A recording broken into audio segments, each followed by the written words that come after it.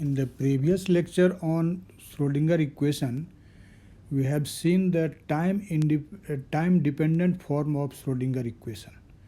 When you say time dependent form of Schrodinger equation, it means the potential energy function is not only the function of space coordinate xyz, but it also depends on time t.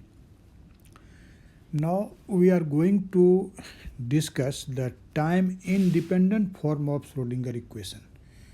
This is in fact also known as steady state form of Schrodinger equation. In fact, in a great many situations, the potential energy of a particle does not depend upon time explicitly. In this situation, the forces that act upon it and hence the potential energy function V vary with position of the particle only, not with time. So in this condition, it is true that Schrodinger equation may be simplified by removing all reference to the time t. So now we will proceed how we will get the time independent form of Schrodinger equation from the time dependent form of Schrodinger equation. For this, again we consider the one-dimensional wave function psi of an unrestricted particle, and you know that how we can write the plane wave for this function psi. You know the plane wave is written as psi of xt equal to a e to the power I over h bar px minus et, and this equation may be written as a e to the power I p over h bar x times e to the power minus I e over h bar times t. Now we can write this equation in this form. In fact, instead of this a e to the power I p over h bar x, we write here psi naught of x.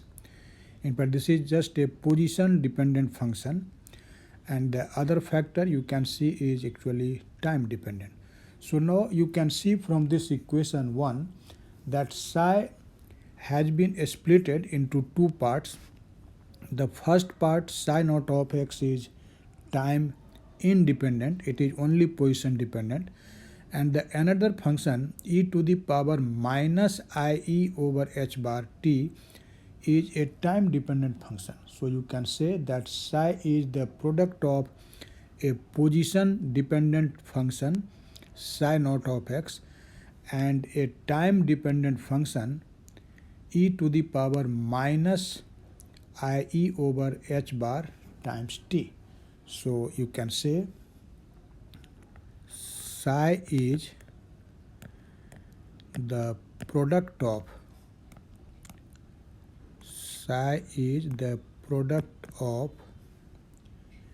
a position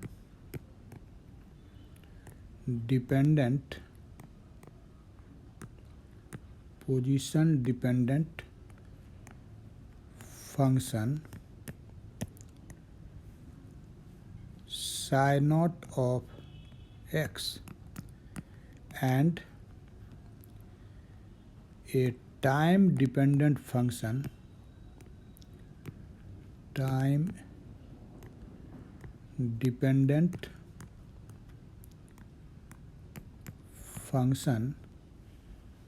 and what is this time dependent function? You can see this is e raised to the power minus IE over h bar times t. Now let us differentiate this equation 1 with respect to t partially. So you can see differentiating equation 1 partially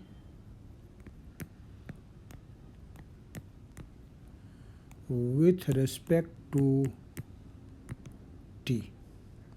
with respect to t. So what will be our result? You can easily see here.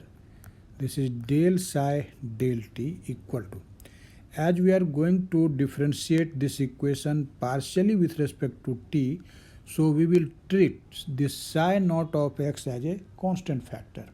So psi naught of x will remain at is, and we will differentiate e raised to the power minus ie over h bar t, and its dc will be what? You can see this will be minus ie over h bar times e to the power minus ie over h bar times t. And so we can write this expression in this manner. This is simply minus ie over h bar psi naught of x times e to the power minus ie over h bar times t. Now we will differentiate the same equation. Let us say this is equation number 3, same equation 1, partially with respect to x, in fact 2 times. So in this condition, the factor e to the power minus ie over h cross times t will remain constant, and only this psi naught of x will be differentiated. So in this condition, what will be your result? You can see easily. So you can say differentiating equation 1 twice with respect to x partially, we get, what will be your result? You can easily see. This will be in fact del 2 psi by del x square equal to del 2 psi naught by del x square and e raised to the power minus ie over h bar times t, and say this is equation number 4. Why we have actually calculated these partial derivatives? Because I have told you earlier that we will find the time independent form of Schrodinger equation starting with the time dependent form of Schrodinger equation. And as you know, in time dependent form of Schrodinger equation, there exists del psi by del t and del 2 psi by del x square. So we have actually obtained these two partial derivatives. So now let us see the time dependent form of Schrodinger equation, and then we will substitute the values of del 2 psi by del x square and this del psi by del t in that very equation, and then you will get actually the time independent form of Schrodinger equation. So now you can see, now the time dependent form of Schrodinger equation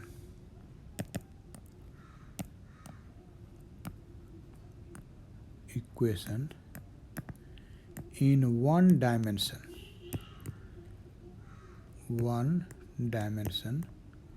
is actually just before this lecture you have studied this, and this is what? This is I h cross del psi by del t, and you know this equal to h psi, and h is Hamiltonian, and it in one dimension it is defined as minus h bar square over 2m del 2 by del x square plus v, and here there will be psi. So you can also write it in this way. This is minus h bar square over 2m times del 2 psi by del x square and plus v psi. This is in fact I h bar del psi by del t, and this is nothing, this is simply the Schrodinger time dependent equation. Now actually we will substitute the values of the partial derivatives del psi by del t and del 2 psi by del x square, which we have obtained just now in equation. You can see in equation 3 you have obtained del psi by del t, and in equation 4 you have obtained del 2 psi by del x square. So now let us make the use of these two in this equation 5. So using equation 3 and 4 in equation 5, what we will get, you can see. Using equations 3 and 4 in equation 5, we get, you can see here, as in LHS there is I h bar del psi by del t, and you know del psi by del t is what? This is in fact minus IE over h bar psi naught of x e raised to the power minus IE t over h bar. So now let us substitute this value. You can see this will be in fact I h bar times del psi by del t. And what is del psi by del t? This is minus IE over h bar psi naught of x times e raised to the power minus IE over h bar times t, and this is equal to what? As you can see here, this is in fact minus h bar square over 2m del 2 psi by del x square, and del 2 psi by del x square we have obtained in this equation 4. So now let us use equation 4 in 5, that is the value of del 2 psi by del x square we will substitute from equation 4 in this equation 5. So you can see this will be what? This is minus h bar square over 2m del 2 psi by del x square, and del 2 psi by del x square you have just seen, this is in fact del 2 psi naught by del x square and e raised to the power minus IE t over h bar, and plus v psi, and you know psi can be written as, you can see here, we have written this psi in this manner. Psi means psi of xt. This is psi naught of x times e raised to the power minus IE by h bar times t. So now substitute that value of psi here.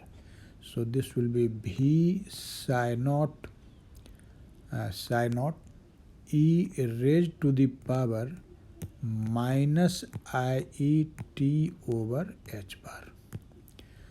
Now you can see this exponential factor e raised to the power minus IE over h bar times t is present in all terms of the LHS and RHS. So this will cancel out, And so after cancellation of this common factor, what will be our result? We can easily see here, this I and this I will be multiplied, that will be I square, and you know I square is equal to minus 1, but minus is already present here, so that will be plus 1.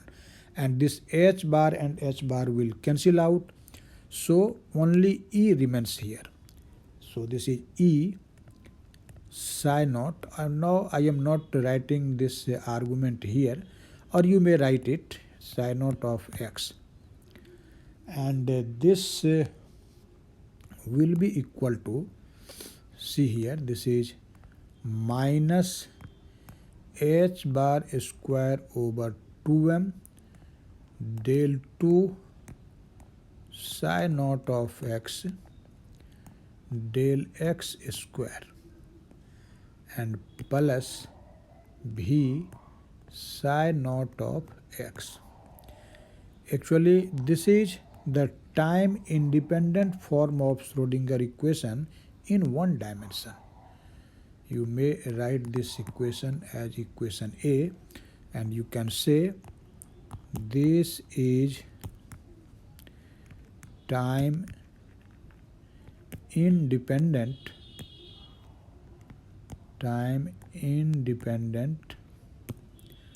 form of Schrodinger equation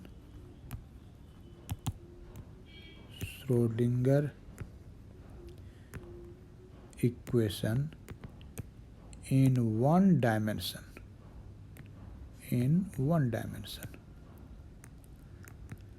And equivalently, after some simplification, we may write this equation in another form. You can see easily what will be that another form. You can see here that equation. You can see from that equation that minus h cross square over 2m del 2 psi by, not psi but psi naught, by del x square, this will be equal to E minus V times psi naught. And so we can write this del 2 psi naught by del x square, this is equal to minus 2m over h cross square E minus V psi naught, and this may be written as del 2 psi naught by del x square plus 2m by h cross square E minus V psi naught equal to 0. In fact, this is another convenient form of Schrodinger's time independent equation in one dimension. This is not different thing, but it is just another manner of writing this equation, and in most of the cases we use this form of Schrodinger time independent equation in one dimension. Although we have written the one-dimensional wave equation or Schrodinger equation, that is the time-independent Schrodinger equation. So seeing the form of this equation, you can easily extend this Schrodinger equation in 3 dimensions. So in 3 dimension, in 3D, we can write, in fact, you know this del 2 by del x square will be now del 2 by del x square plus del 2 by del y square plus del 2 by del z square. That is, instead of del 2 by del x square in 3 dimensions, we will write simply the Laplacian. So this will be del square psi naught plus 2m over h bar square E minus V psi naught equal to 0. But in usual practice, we do not write the symbol psi naught for this time independent wave function. We simply write psi here too, but that psi does not mean that that is a function of time. Psi will be only a function of a space coordinate. So you can say usually equation C is written as